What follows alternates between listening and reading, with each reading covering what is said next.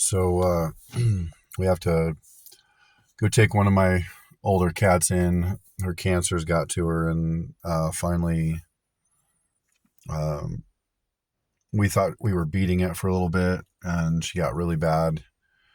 um, overnight, and so we're getting ready to take her in and get her euthanized. I hate doing all that, especially when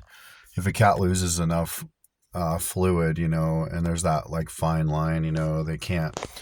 they can't really do an IV, and so they got to stab them in the heart, and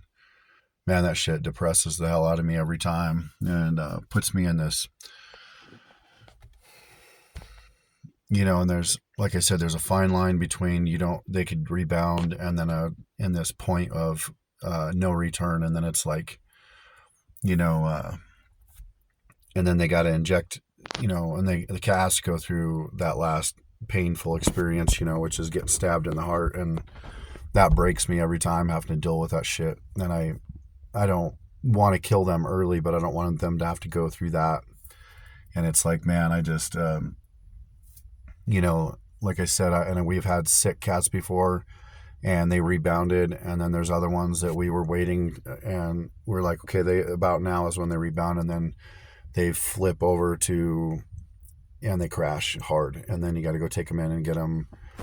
euthanized, and it sucks, man. Because the reason that they stab them in the heart is because they can't, their veins are they're so dehydrated they can't get the needle in the vein, and it sucks, man. It's just it's a crappy, horrible experience.